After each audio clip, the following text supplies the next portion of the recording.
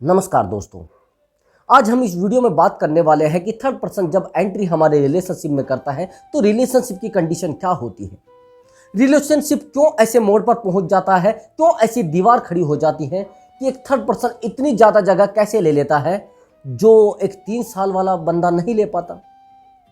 तो दोस्तों, मैं हूं आपका दोस्त and host Sonu Chaudhary, love coach and relationship advisor. तो जब थर्ड पर्सन रिलेशनशिप में एंट्री करता है तो वो एक अलग ही टेक्निक लेकर हमारे रिलेशनशिप में एंट्री करता है। टेक्निक क्या होती है? वो हमारे दिमाग को पढ़ लेता है कि हमें कौन सी बातें अच्छी लगती हैं और कौन सी बातें बुरी लगती हैं। उन्हीं बातों को हमारे सामने बार बार रखता है और वही बातें हमारे दिमाग को कनेक्ट कर लेती हैं। थोड़ा सा बस समझना, मान लिया जाए एक रिलेशनशिप है और एक रिलेशनशिप में एक थर्ड पर्सन एंट्री करता है तो वो उस टाइम का ध्यान रखता है जिस समय आप में और आपके पार्टनर में झगड़ा होता है।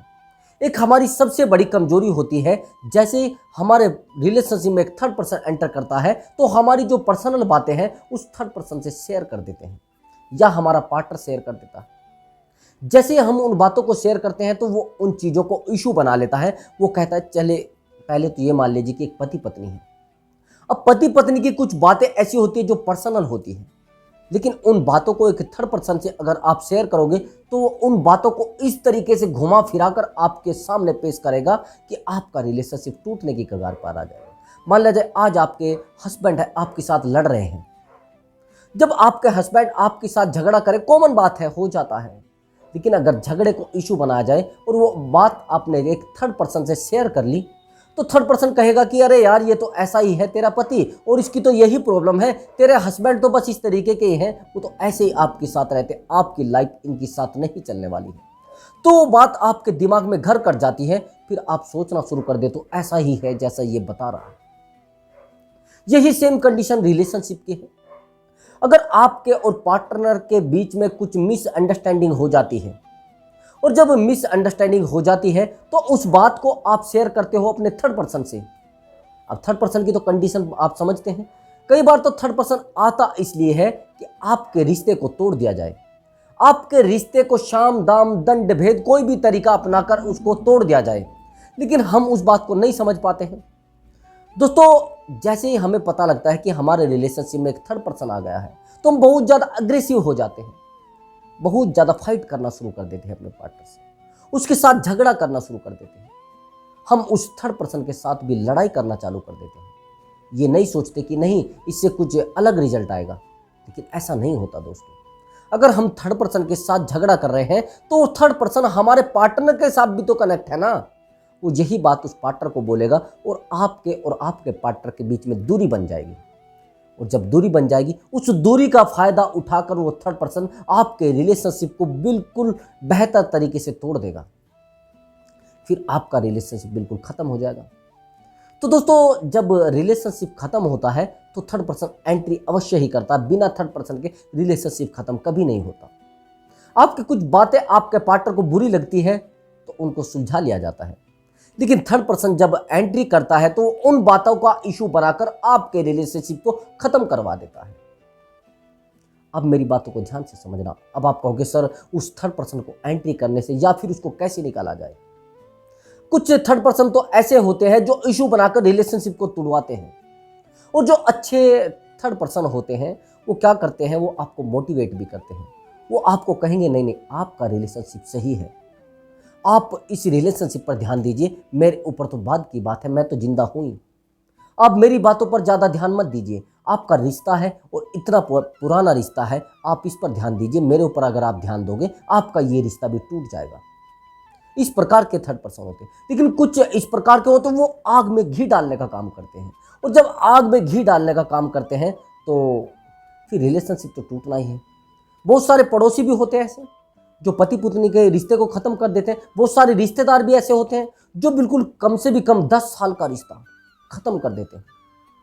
ये ध्यान रखना दोस्तों। अगर आप सोच रहे हो कि अच्छा, एक बात समझना कि एक थर्ड पर्सन आया है, मान लिया जाए वो एक लड़का है, तो लड़का तो सीधी सी बात है आपसे फिजिकल होने के लिए आया है। अब उस इंसान को आपसे शारीरिक जरूरत है, वो आपके साथ रहने नहीं आया है। वो समझता है कि जब ये उसको छोड़कर आ सकती है तो ये मुझे भी छोड़कर जा सकती है। 99%, ये समझना मेरी बात को। ये बात उसके दिमाग में होती है ऑटोमेटिक। आपके साथ परमानेंट नहीं रहेगा। जिस रिश्ते को आप तोड़कर जा रहे हैं वो रिश्ता मजबूत है, लेकिन आप अगर थर्ड पर्सन के साथ जा रहे हैं तो कल ये उसके दिमाग में बैठ जाएगी बात। अब आगे की बात मेरी समझना, उस इंसान ने आपको बताया है कि मैं आपसे प्यार करता हूं, ये मान लीजिए, लेकिन प्यार कितने समय तक? क्या उसके दिमाग में काली घटा नहीं बैठी होगी? जो आपने उसके सामने सिचुएशन रखी है वो बातें उसके दिमाग में नहीं बैठी होंगी? 99% बैठी होगी। वो यूज करके और आपका निकलने वाला है, फिर आपको इस पार्टनर के सामने ही गिड़गिड़ाना पड़ेगा। ऐसे रिश्ते को मत तोड़िए। जो पहले से आपका रिश्ता है पहले उस पर ध्यान दीजिए। अब आगे की बात समझिए। उस इंसान से आपने प्यार किया था, उस इंसान का आपसे विश्वास हट गया है। क्यों हट गया है? वो गलती आपकी है। अब ऐसे थर्ड पर्सन को अपनी लाइफ से भगाने का एक ही रास्ता है, आपको अपने पार्टनर के साथ गलती से भी झगड़ा नहीं करना है, किसी भी प्रकार से उस पार्टनर को प्रेशराइज नहीं करना है, उस पार्टनर को ब्लैकमेल नहीं करना है। मान लिया जाए आपके रिलेशनशिप में एक थर्ड पर्सन आ गया है, आप क्या करते हो? सीधा सा अपने पार्टनर पर अटैक कर देते हो, उसको बोलते हो कि आप कैसे मेरी मर्जी के बिना एक थर्ड पर्सन की एंट्री हमारे रिलेशनशिप में करा सकते हो? तो दोस्तों ये बात उस पार्टनर को बहुत बुरी लगती है। यही बात वो उस पार्टनर को जाकर शेयर करता है और वो थर्ड पर्सन बहुत ज़्यादा रिएक्ट करता है। उस पार्टनर को आपके समझाता है, चाहे वो किसी भी तरीके से। आपने अपने पार्टनर का फ़ोन भी छीन लिया, आपने अपने पार्टनर के फ़ोन में पासवर्ड भी लगा लीजिए, लेकिन उस पार्टनर से वो संपर्क कर लेगा, लेकिन वो आग में घी डालेगा। आपको समझ रहा है ना? मैंने पहले भी ये बताया है। अब आपको उसको निकालना है, झगड़ा नहीं करना है, उसके साथ ओवर रिएक्ट नहीं करना है, उसको बार बार मिलने के लिए नहीं बुलाना है, उस इंसान पर बिल्कुल भी किसी तरीके के तंज नहीं कसने हैं, उस इंसान को बिल्कुल भी चेतावनी नहीं देनी है। हम क्या करते हैं? अपने पार्टनर को ब्लैकमेल करना शुरू कर देते हैं। उसको आप बोलना शुरू कर देते हो कि अगर आप मेरे साथ दूसरे पार्टनर के साथ गए ना, तो ये जो आपकी फ़ोटो मेरे साथ है इसको वायरल कर दूंगा, मैं इस फोटो को आपके घर भेज दूंगा, मैं इस फोटो को आपके रिलेशनशिप में जहाँ भी आप जहाँ जाते हैं वहीं पर भेज दूंगा, आपके फ्रेंड सर्कल में भेज दूंगा, यहाँ तक कि मैं आपको बिल्कुल भी जिंदा नहीं रहने दूंगा, आप मेरे बिना नहीं रह सकते कहीं।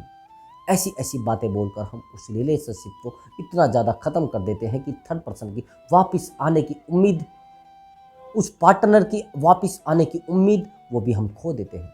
थर्ड पर्सन तो चला ही गया है, वो भी जाएगा आपके हाथ से। अब आगे की सिचुएशन समझना। जिस पार्टनर से हमने प्यार किया है, हमसे बेहतर कोई इंसान उसके बारे में नहीं जानता। उसकी बेहतराई किस चीज़ में है, हमारी बेहतराई किस चीज़ में है, ये चीज़ आपसे बेहतर कोई नहीं जानता है।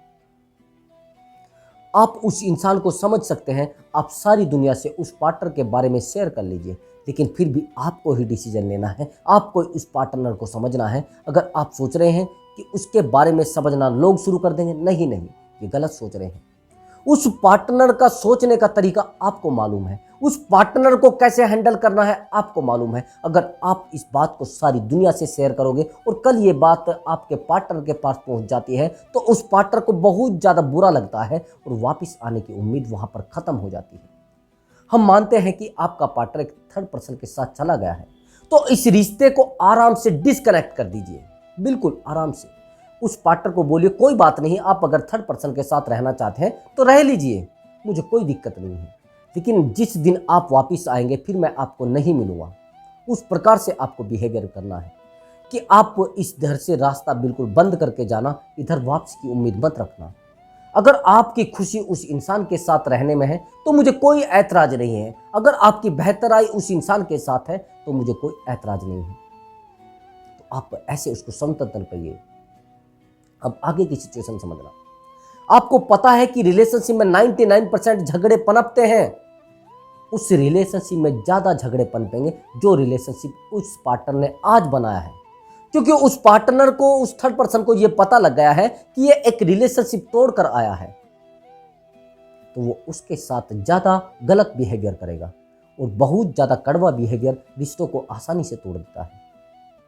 जब वो इंसान उसके साथ गलत बिहेवियर करेगा तो उस समय उसको याद आपकी आएगी, और जब आपकी याद आएगी वो कोशिश करेगा कि मैं उस रिलेशनशिप में दोबारा चला जाऊं, लेकिन अगर आपने उस रिलेशनशिप को दीवार करके तोड़ा है, झगड़े करके तोड़ा है, ब्लैकमेल करके तोड़ा है, उस इंसान को गंदा मंदा बहुत ज़्यादा कुत्ता बोलकर उस रिलेशनशिप को ख़त्म किया है, तो उस पार्टनर की उम्मीद वापस आने की ख़त्म कर दीजिए। वो नहीं आएगा, वो सारी दुनिया में भटक जाएगा, सब लोगों से भीख मांग लेगा, लेकिन आपके पास आना उसका मुनासिब नहीं है। अब मेरी बात को ध्यान से समझना जो मैं आगे बताने वाला हूँ। उस पार्टनर ने आपसे रिलेशनशिप तोड़ना ही है। जब थर्ड पर्सन आ गया है तो वो रिश्ते को तोड़कर जाएगा गारंटी से। क्यों ना इस रिश्ते को हम ही खत्म कर दें। उस पार्टनर के बोलने से पहले आप ही रिश्ते में खत्म कर दीजिए रिश्ते को। उसको बता दीजिए मुझे आपके साथ नहीं रहना है, आपको जहां जाना है, जिसके साथ जाना है आप चले जाइए। उस पार्टनर को लगना चाहिए कि यार ये तो मैं करने वाला था, ये कैसे कर रहा है। तो दोस्तों ये कंडीशन उस पार्टनर को बिल्कुल नंगा कर देगी और पागल कर देगी। आपका डमरू की तरह बजना बंद हो जाएगा, मैं दावे के साथ कह रहा हूँ। लेकिन अगर आप उस पार्टनर पर बार बार ध्यान दोगे, बार बार उसकी एक्टिविटी पर ध्यान दोगे, आप बहुत ज़्यादा टेंशन में चले जाएंगे, डिप्रेशन में भी जा सकते हैं। आपने देखा होगा कि अगर हमें कोई छोड़कर जाए तो ज़्यादा दर्द होता है। आपने एक रबड़ देखी होगी, अगर आप उसको खींचोगे जहां तक भी खींचेंगे, जो व्यक्ति उस हिस्से को, एक हिस्से को ज्यादा देर तक पकड़ कर रखता है और एक दूसरा इंसान उस हिस्से को छोड़ देता है, तो दर्द उसको ज्यादा होता है जो रबड़ को ज्यादा समय तक पकड़ कर रखता है। यानी अगर आप रिश्ते को ज्यादा समय तक पकड़ कर रखेंगे, दर्द आपको ज्यादा होगा, उस पार्टनर को नहीं होगा। इसलिए अगर आपको लग गया है कि थर्ड पर्सन रिलेशनशिप में आ चुका है, इस रिश्ते को खत्म करने में बेहतर आई है, आपका फायदा है, फिर देखना आपका पार्टनर कैसे आपके सामने रोता है, गिड़गिड़ाता है। उसको आपने बताना है नहीं मुझे आपके साथ रहना ही नहीं है, आप उस थर्ड पर्सन के साथ रहिए जहां पर आपको खुशी मिलती है। ये दिमाग से आप निकाल देना कि वो पार्टनर जैसे आप छोड़ोगे एकदम से भाग जाएगा, वो आपके सामने रोएगा भी, गिड़गिड़ाएगा भी, लेकिन उस समय आप उस पार्टनर से सब बातें मनवा सकते हैं जो आप मनवाना चाह रहे हैं। लेकिन अगर आप बार बार उसको बोलोगे, उसके सामने भीख मांगोगे, उसके सामने हाथ जोड़ोगे, उस पार्टनर को बोलोगे कि मेरा आपसे बिल्कुल इस प्रकार का नाता है जैसे एक प्रभु का और एक भक्त का होता है, तो वो समझ जाएगा ये मुझसे दूर जाने वाला नहीं है और मेरे बिना रहने वाला भी नहीं है। तो दोस्तों मेरी बात को ध्यान रखना, अगर आपके रिलेशनशिप में थर्ड पर्सन आया है और थर्ड पर्सन को आपको निकालना है तो ये ट्रिक जरूर फॉलो करनी है।